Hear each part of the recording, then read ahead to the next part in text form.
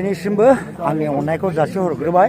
दिनै जोंनि BPF दोलोनि बेवहाय मोनसे जानाय लोंनाय आरो माबा मोनसे प्रग्राम दङ। आङो बे प्रग्रामखौ मा आङो सोंनानै लानोसै सारनाव। गोदोनि जोंनि बर' फिल्म इन्डास्ट्रिनि साराबो गोथाव नामा सार अमाया बुंनाया? रेजिस्टार खालामजोबनो नागिरबाय जायफा भट होदों। जोङो दावखुमै होननानै जोङो मिथियोमोन सारखौ। दा सार नैबे चिरां डिस्ट्रिक्ट आइफवालि पिकनिक स्पटआव दिनैहाय बे जुथुमा जानाया मानि थाखायहाय जादों एसे मिथियो? जुथुमाथ' नङा बियो। मैयासो जोंहा आसाम बिधान सभानि MLA नि जिहेतु भट होनायमोन थांनाय 9 एप्रिलाव आरो मेनि मैया 4 थारिखआव साबजाबाय। दा बावहाय जोंहा 99% देरहासार जाबाय। जोङो 11 बियाबाव होदोंमोन नाथाय जों 11 देरहाबाय। बायसान्सआव मोनसेयाव जोङो देरहानो हायाखिसै। बिनि थाखाय जों दुखु खालामाखै।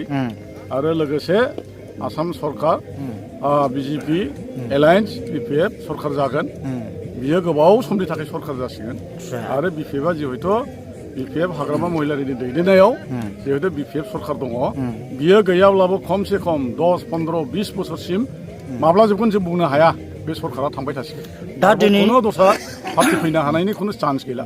दा दिनैनि दिनावहाय एसे गिदिर प्रमद बर'नि सरकारा दिनैहाय मानो थाखायहाय दिनैसिमाव 0%आवहाय फैनांगौ गोनां जादों सार? बेथ' खोब मिनिथाव आरो बुंनो गोनां। प्रमद बर'आ जाबाय सिगांनिफ्रायनो प्रथमनिफ्रायनो मिसा खोथा बुंग्रा। बियो हारिनि देरसिन मिसलिया मानसि। मानो होननानै बुङोब्ला बे जेननायनि गुदियाव दङ जाहैबाय गावनि बे फिननायखौ मोनदों गावनि बुंनायनि सायाव। मानो होनबा आं MLAबो जाया, आङो MCLAबो जाया, MP बो जाया, मन्त्रिबो जाया। आङो जेब्ला बड'लेण्ड मोनगोन अब्ला आङो गावनो निजे गामियाव सौरागुरियाव थांनानै आङो आइ आमाइ आदामोनजों मावनानै जाहैगोन होनदों। दा बिथाङा बेबादि बुंसेयावबो MCLA जाबाय, चिफ जाखांबाय, MLA दारायबावबाय, MP जाबावबाय। अब्ला बियो हारिनि देरसिन मिसलिया नंगौना नङा? बेनिखायनो बे जेननायनि प्रतिफला जाहैबाय गाव बुंनायनि सायावनो जेननो गोनां जादों। बिथांमोना दे बुंदोंमोन इन्टारेक्ट गभर्नमेन्ट दानायनि सिगां रन्जन दैमारि सारखौ बख'नानै चिफ बानायफैनायनि मिजिं सिमाङा बिथांमोननि सायाव मा बुङो सारा? बेथ' सानसु थिराव उन्दुनायाव सिमां फाग्ला नुनाय बादि जेबो नङा। मानोना मोनायाव असुस्थ'खाय उन्दुनो हाया। सानसुआव उन्दुनानै सांग्रां मांग्रां सिमां नुनानै बुंनायनि बादि जेबो नङा। बोसोरबायाव रन्जन दैमारिखौ जेलाव सोनानै दोनबाय सासे सागानगिरिखौ।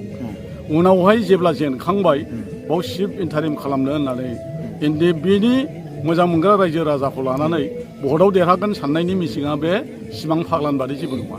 बेनिखायनो फेरेंगायानो जा, दिपेन बर'आनो जा, प्रमद बर'आनो जा, जायानो जा, दिपेन बर'आनो जा, बिसोरो जेब्लाबो सैथो खोथा बुङा, बिसोर मिसा खोथा बुङो।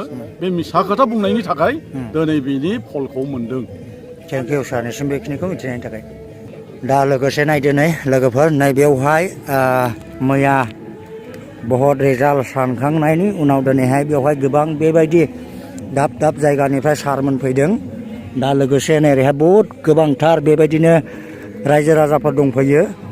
बेवहाय बिराद जथुमा जादों, बिराद मोजांनि बाथ्रा।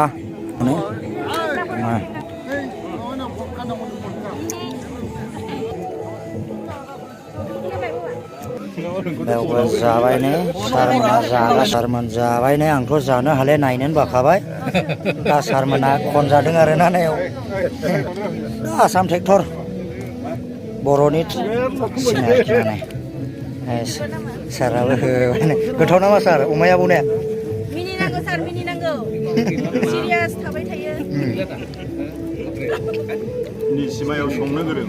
निसिमानि संदों नालाय मावफारनि। मावफारनि ने? मोजां सङो। जाबाय आङो। ओरैबायदि गोथाव होबाय नै सारा। खननै जाबाय। बैयाव खेबसे, बेयाव खेबसे। जोंना सेलेब्रेसना मास मोनसे थांगोन। मास मोनसे? औ, मास मोनसे। सोरबा लिंहरब्ला बेयावबो जाहैगोन। गभर्नमेन्ट गैयि समावनो जोङो जादों। खांलायलायनानै गभर्नमेन्ट गैयि समावनो। दाथ' गभर्नमेन्ट फैबाय। Triple engine. सेन्ट्रेलावबो, स्टेटआवबो, BTC-आवबो। बे समाव जायाब्ला बबे समाव जाबावनो? बयखौबो मोनजाहोगोन। जाहोगोन जा हायो आरो सरकारनि आसनि दं गोरिबफोरनो रानना होगोन बयनोबो। दा गुबुन गुबुन जायगा नैबेयावहाय गुबुन गुबुन जायगानिफ्राय फैदों दिनैहाय बेवहाय जानायनि जथुमायाव मा थांखि सार? मैया देरहानायनि बेनिफ्राय मोरै मावलांगोन। रेजिस्टार खालामजोबनो नागिरबाय जायफा भट होदों, ओमफ्राय भट होयैफोरखौबो दा हांख्रायजोब्बाय जोङो।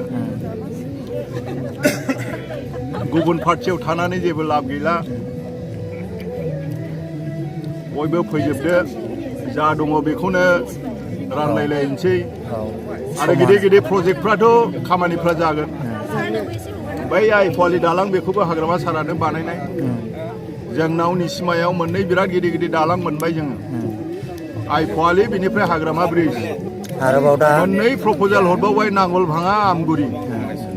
आसाम मालायाबो सापागुरिनिफ्राय गेलेमफुं बारस'नोसै, डाइरेक्ट बेंगलनिफ्राय सोनाबसिम नेसनेल हाइवे फैबावनोसै। टुरिस्ट प्रजेक्ट गोबां लाबाय, इन्डास्ट्रि बायदिसिना बानायगोन। जोंनि जि आन्दलननि थांखिमोन, गोबां जोहोलावजोफोरनि जे शहीद जानाय, बे शहीद जानायनि बिनिमयआव जिखौ जोङो मोनदों, बे मोननायखौ जाहाथे जोङो मोजाङै रायजो राजाफोरखौ लानानै आवगायलांनो हायो, जोङो उन्नति जानो हायो, बेनो जोंनि थांखि। आरो बेखौनो जों एसे थुलमुल हिसाबै सावरायबाय थादों। आरो जायफ्रा भट होदों बिसोरथ' प्रायरिटि मोनबाय, भट होयैफ्राबो जेब्लानाखि जोंजों फैगोन बिथांमोनाबो मोनगोन। जोंनाव रावखौबो बासा बासि गैया, दावराव दावसिबो जों खालामहोआखै। जेखिजाया जोंनो गभर्नमेन्ट, जोंनो पेरेन्ट बडि नालाय, दा बेनिखायनो गभर्नमेन्टनि सायाव गासैबो निर्भर थायो।